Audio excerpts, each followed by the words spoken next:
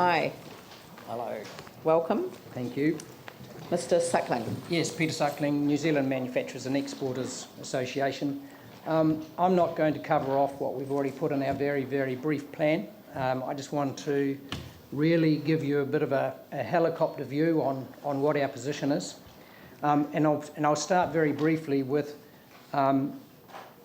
who is the manufacturing, the NZMEA, or New Zealand Manufacturing and Exporters Association, and what do we represent.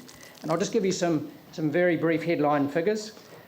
Manufacturing is 12% of all jobs in Canterbury.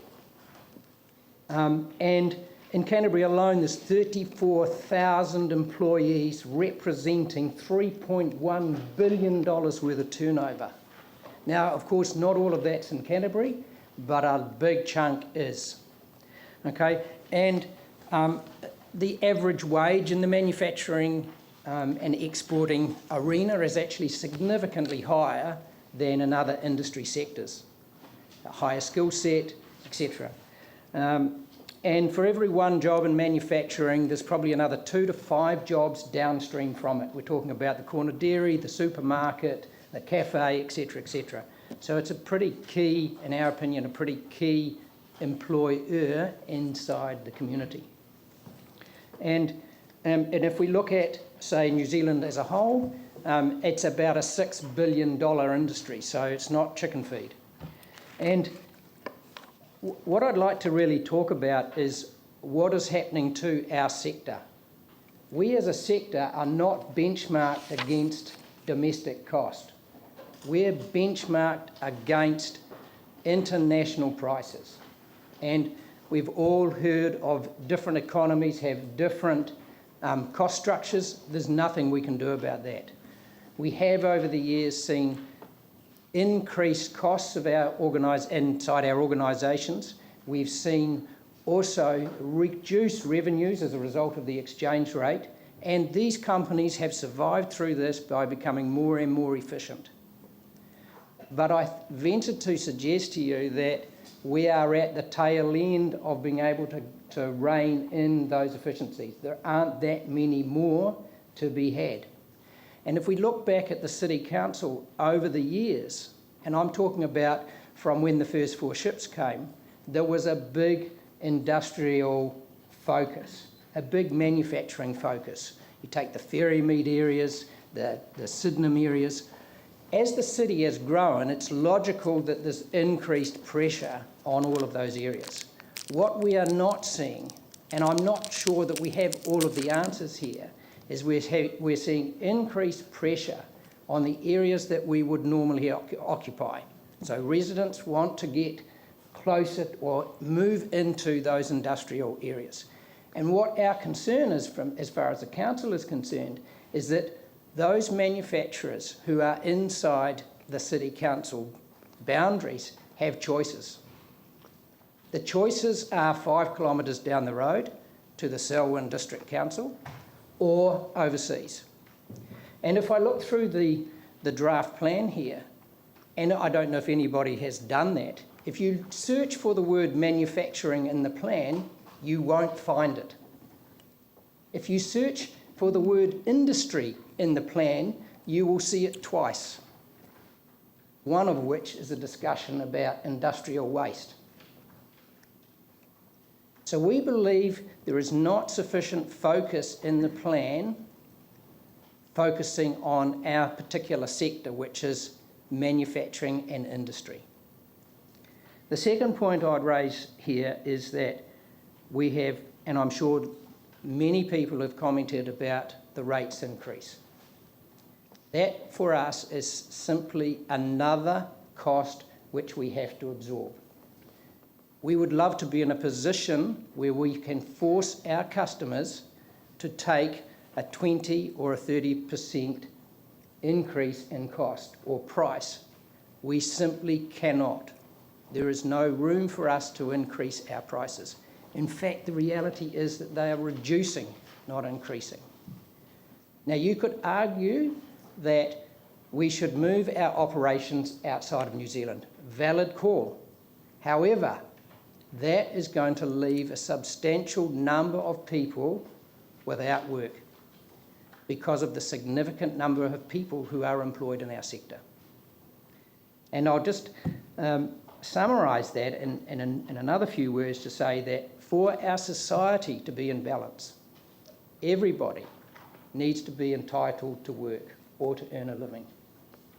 Not everybody will be a rocket scientist or a cafe manager.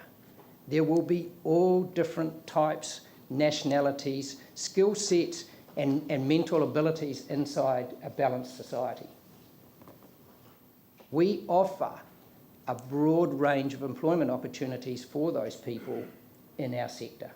And our greatest concern is that we will lose some of those players if this plan does not address some of the fundamental issues around industry and manufacturing.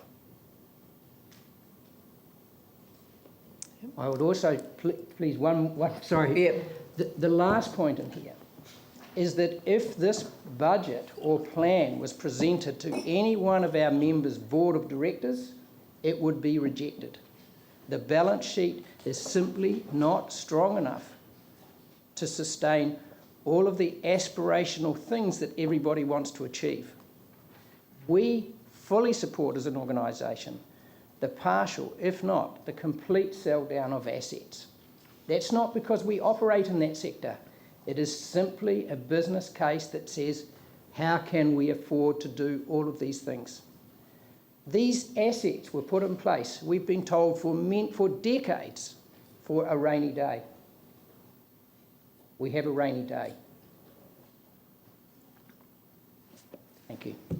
Thank you. Paul. Thank you very much for coming along and speaking to us today. Look, you may have just actually answered the question I was going to ask before, because I had my hand up early, around rate rises, and you talked about that as been another impact and another cost that in a zone you have no control of. In fact, your costs are actually needing to be reduced to keep, on the global scale. Aside from asset sales, is there anything else you identified through our plan that we could reduce or change or modify to keep the rates at an affordable level for businesses? I don't think there's any silver bullet here. There is cost everywhere. I think what is from our side is about general efficiencies. We have had to reduce our costs of running a business by between 20 and 30%. Is there 20 to 30% more efficiency gain to be had inside the council operation? I would venture to suggest there is. I have seen some of the activities that go on, and I have to say, in a manufacturing or an industrial setting, that would not be acceptable. Andrew? Thank you for your submission this afternoon. Just looking at the bottom of page 2 and the top of page 3 of your submission there, you talk about facilities that could be deferred or planned out. What type of facilities are you thinking of there, or what examples would you give of facilities that could be deprioritised or deferred? I think what we're talking about here is we fully support what the council wants to do. What we're saying is that needs to probably be some logic. If you take, for instance, let's take an example of the convention centre. We're not fully privy to what the full contract or engagement is with the central government over that. Nor are we. But if it was in the if it was in the private sector, that would be a planned activity. Stage 1, let's build to this point. Let's see if it's big enough, it's large enough, it can do the job, with an option to go to stage 2 or stage 3.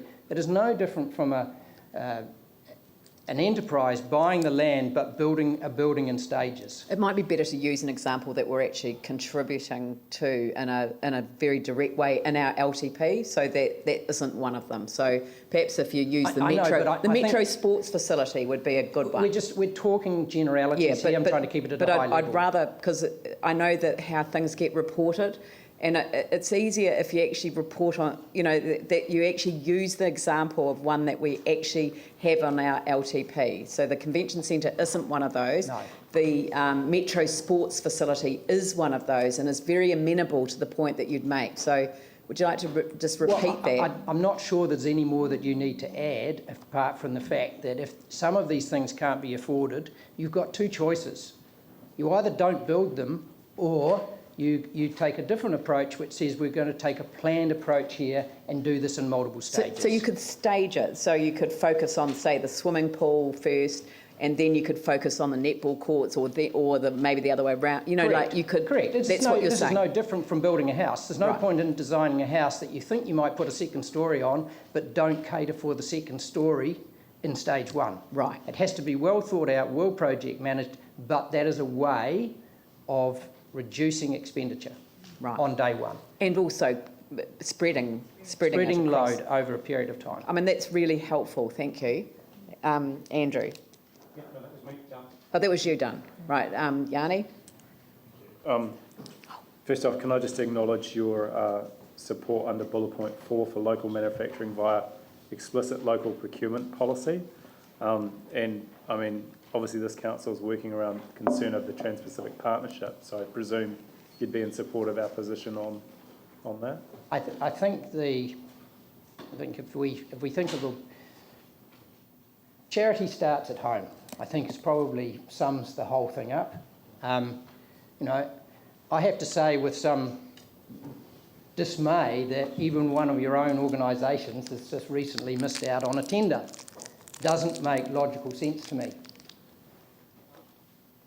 So I think that the statement charity starts at home still rings true. And also, I mean, you may not be aware, but now the Skirt NZTA projects are part of a global procurement, so we could see those contracts now going around to other countries. But just a final question from me was, in some ways in your submission, it seems to me a bit of a contradiction, because you're saying sell off our assets that make money, that raise income and bring in income, raise revenue, and then, but don't put rates up. And I guess I'm just interested in your thought over the medium to long term.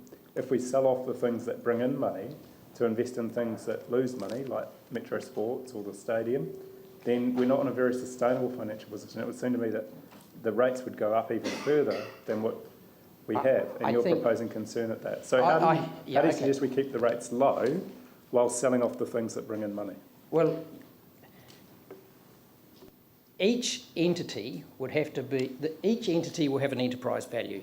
I'm not privy to what the enterprise value would be, and each entity will have a return on investment. Now, that whole case needs to be studied. It doesn't make logical sense if you're getting a 4% return on an investment and borrowing money at 7%. That makes no sense to us. The second thing is that if you do not sell some of those items off the balance sheet and you do want to go ahead with all of the initiatives that have been put forward, then you will have to borrow heavily. And there are some key assumptions in there that Christchurch City Council will grow. If it becomes too expensive to operate in, especially in our sector, it won't be growing from here. It will be growing elsewhere. So I think that's on a case-by-case basis. But the bottom line of it is that every organisation our organisation, for instance, would love to buy the latest of everything, but we can't afford it. We have to either stage it, we have to sell something off to trade it off against something else. A rates increase in the order that you're talking about from our industry sector is not achievable. There are other ways of doing it, we believe. Thank you very much. Look, that's just, I'm sorry, but that, you know, I've got to catch up on some time, but thank you very much for that. Unions Canterbury.